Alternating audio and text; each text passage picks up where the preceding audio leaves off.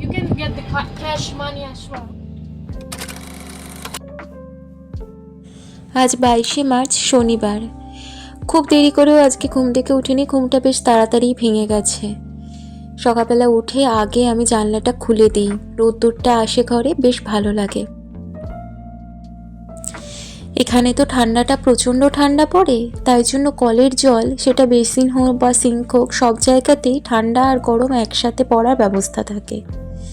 এই যেমন এখানে বেসিনে বাঁ দিকের এই কলটা খুললে গরম জল বেরোয়, আর ডান দিকের কলটা খুললে ঠান্ডা জল বেরোয়। এবার দুটো খুলে অ্যাডজাস্ট করে নিলে ঠান্ডা গরম মেশানো জলটা বেরোয়, ওইরকমভাবেই ইউজ করি। সকালবেলা আজকে ঘুম থেকে উঠেই একটুখানি পেঁয়াজ পোস্ত বানিয়ে নেব। আজকে সন্ধেবেলা সোমনাথের এক কলিগের বাড়িতে নেমন্তন্ন আছে, ওদের জন্য একটুখানি বানিয়ে নিয়ে যাব।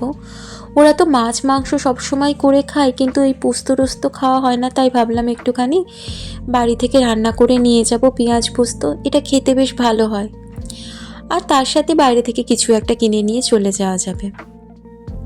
তার জন্য অনেকটা পেঁয়াজ কেটে ভাজতে দিয়ে দিয়েছি। একটু ব্রাউনিশ করে ভাজা হয়ে যাওয়ার পর তারপর তাতে নুনটা দেব। নুনটা আগে দিলে না জল কেটে যায়, ভাজা ভাজাটা হয় না।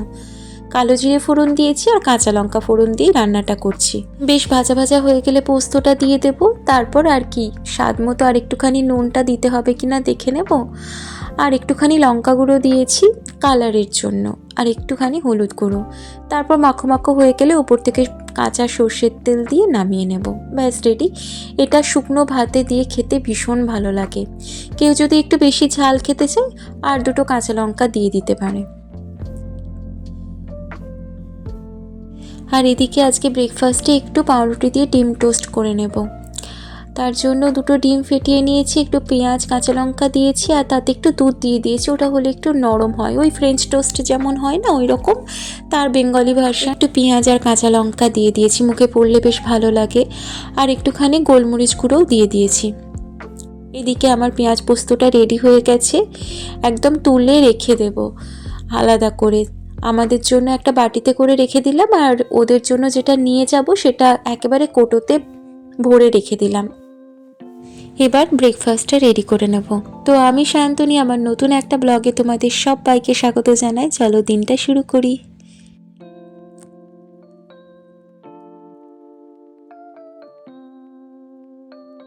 খুবই অল্প তেলে করব, আর এই চাটুটাতে না ভীষণ অল্প তেলেও রান্না হয়ে যায়। ওপর থেকে লঙ্কাগুলো দিয়ে দিচ্ছি। লঙ্কাগুলো একটু বেশি দিলে আমার বেশি ভালো লাগে, মুখের মধ্যে ওই লঙ্কা ভাজাটা পড়লে না ডিম টোস্টে খেতেই ভালো লাগে।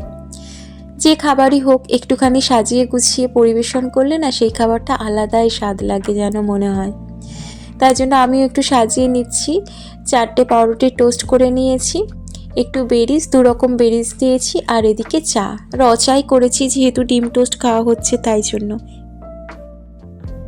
আজকের ওয়েদারটা খুব ভালো, বেশ 16, 17, 18 ডিগ্রি মতো টেম্পারেচার, অতটা হাওয়া দিচ্ছে না, আর বাইরে খুব রোদ্দুর।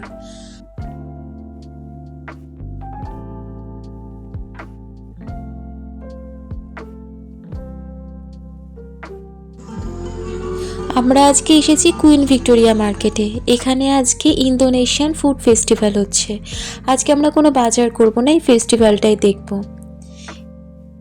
এটা না একটা সেন্টের দোকান, বিভিন্ন ধরনের হ্যান্ডমেড ক্যান্ডেলস ওগুলো বিক্রি হচ্ছে। এই দিকটায় বিভিন্ন ধরনের রেডিমেড মশলা বিক্রি হচ্ছে, ওই ফ্রাইড রাইসের বিভিন্ন প্রকারের, সবই রেডিমেড।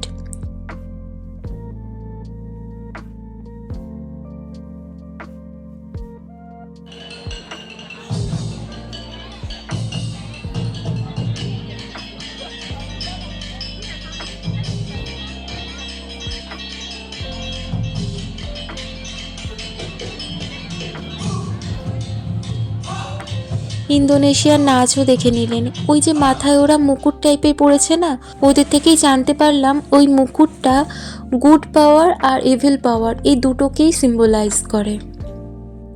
উল্টো দিকে এরকম খাবার আয়োজন, পুরো একদম পরপর স্টল দেওয়া রয়েছে। ওই দেশে সব ধরনের খাবার রয়েছে। চিকেন তো প্রচুর রয়েছে, ওই চিকেন কাবাব টাইপের।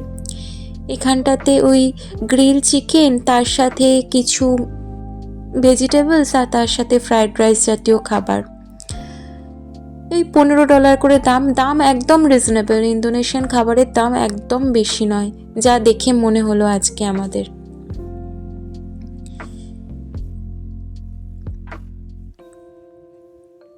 এইখানে নাসি গোরিং জাতীয় সব খাবারগুলো বিক্রি হচ্ছিল ওই $18 করে, বাট এটা খাবো না। এই যে আমাদের এটা ফ্রাইড রাইসেরই মতো, এটা যেমন এগ আর চিকেন দিয়ে করলো, 2 রকম সস ছিল, একটা সয়া সস ছিল আর একটা অন্য কিছু একটা সস ছিল। ওইটা খাবো না, ওটা সব রেস্টুরেন্টেই পাওয়া যায়। এখানে একটা নতুন ডিশ দেখলাম, সেটা হচ্ছে আয়াম গেপ্রেক ভলকানো চিকেন। আয়াম মানে হলো চিকেন, আর গেপ্রেক মানে হলো চিকেনটাকে টুকরো টুকরো করে দেওয়া থাকবে, ফ্রাইড চিকেন টুকরো টুকরো করে দেওয়া। এটাই নিয়ে দেখি একবার কিভাবে তৈরি হচ্ছে, সেটাও তোমাদের দেখাচ্ছি। রাইসের ওপরে চিকেন, চিকেনের ওপরে একটা সস দেওয়া ছিল, সেটা ঝাল ছিল, আর তার ওপরে এই যে চিজ দেওয়া, আর চিজটাকে মেল্ট করে দিল। এটাই হচ্ছে ডিশটা। এবার তোমাদের খুলে দেখাচ্ছি, দেখতে এরকম লাগছে, তাই এর নাম ভলকানো চিকেন আর কি। খেয়ে তো সোমনাথ বললো ওরও খুব ভালো লেগেছে, আর আমার তো ভীষণ ভালো লেগেছে। ঝালটা বেশ মুখে পড়ছিল ভালো, ফ্রায়েড চিকেনটা বেশ, চিকেনটাতে নুন দেওয়া ছিল, বিস্বাদ ছিল না, আর নিচে রাইসটা একদম ফ্লেভারলেস, মানে পুরো সাদা রাইস। এই ঝাল সসটার সাথে রাইসটা বেশ ভালো ব্যালেন্স করছিল, ওটা ঝাল লাগলে এটা খেয়ে। এদিকটাতে ফ্রি ড্রিঙ্কিং ওয়াটারেরও ব্যবস্থা আছে, আমি তো জল খেয়েও নিলাম, ভরেও নিলাম। আমরা ওখান থেকে একটুখানি হাঁটতে হাঁটতে ইয়ারা নদীর দিকে আসছি। এইটা চোখে পড়লো, এটা আমরা প্রথম দেখলাম এখানে রয়েছে ভিক্টোরিয়ার কন্টেনার ডিপোজিট স্কিম। এই স্কিমটা ইউজ করে নেওয়ার পর প্লাস্টিকের যে বোতলগুলো থাকে, কোল্ড ড্রিঙ্কসের বোতল, জলের বোতল, ওইগুলো এখানে ডিপোজিট করা যায়। পার বোতল ডিপোজিট করলে 10 সেন্টস করে রিফান্ড পাওয়া যায়। Okay. India, Where you go? Kolkata. Oh, from Kolkata. And you? Indonesia, but I'm Indonesia. Okay, we are coming from Indonesian Festival in the Queen Victoria Market. It is happening. Oh, is it? Yeah. And then, so I might just go to Coles. Okay. Because Oh, you okay. can get- You get a Coles voucher basically. Yeah. Using that you can. get ওই যে স্ক্রিনের বাঁ দিকে টাকাগুলো এক একটা বোতলের পার 10 cents করে উঠছে, আর বোতলগুলোর না বারকোডটা এক্সিস্ট করতে হবে, ওইটা যাতে স্ক্যান করা যায়। কী কী দেওয়া যাবে না সেটা ওখানে লেখা আছে। এটা বেশ ভালো না, আমাদের ওখানে যে কাগজগুলো নিয়ে বোতলগুলো নিয়ে যায় রিসাইকেল করার জন্য, ওগুলো হয় হয়তো, কিন্তু এটা এখানে আমরা নিজেরাই দিয়ে দিতে পারি, নিজেদের বোতলের জন্য নিজেরাই টাকাটা রিফান্ড পাবো। হাঁটতে আমরা এই ফেড স্কোয়ারের এখানে চলে এসেছি। এখানে একটা গানের অনুষ্ঠান হচ্ছে, এদের এখানে অস্ট্রেলিয়ান একটা লোকাল ব্যান্ড এসেছে, ভালোই লাগছিল। এখন 6টা 6:30 মতো বেজে গেছে। আমি একটু চা করে বাড়ি থেকে বেরিয়েছিলাম, আর ওই আমি যে নিমকিটা বানিয়েছিলাম ওই নিমকি আর বিস্কিটটা এনেছি, ওটা খেতে খেতেই গানটা শুনছি, বেশ ভালো লাগছে।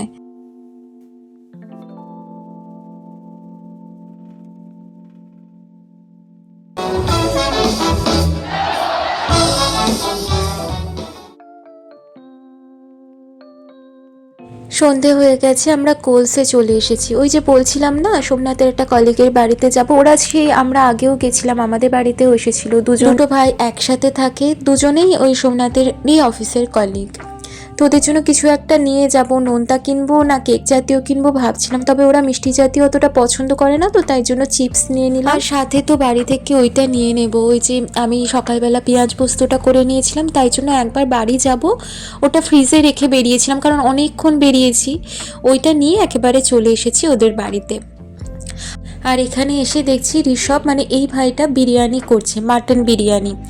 আমি তো একদম দাঁড়িয়ে দাঁড়িয়ে দেখলাম, আর কি নিখুঁতভাবে সমস্ত কিছু দিয়ে আমাদের মতোভাবে বিরিয়ানি করছে। ব্যাচেলার ছেলে থাকে, বোঝাই যাবে না। বিরিয়ানি করার পাত্রটাও বেশ বড় আর বেশ মোটা, তাতেই বিরিয়ানিটা আরও ভালো হয়, দমটা বেশ ভালো নিতে পারে। এই যে বিরিয়ানি রেডি হয়ে গেছে, কাটলেও কি সুন্দর দেখলেন। তো চলো বিরিয়ানিটা খেতে খেতে ভিডিওটাও আজকে এখানেই শেষ করছি। যদি কিছু ভালো লেগে থাকে ছেড়ে যাওয়ার আগে অবশ্যই চ্যানেলটা লাইক করো, কমেন্ট করো আর সাবস্ক্রাইব করো, আমার পাশে থেকো। আসি, টাটা, গুড নাইট, সবাই ভালো থেকো।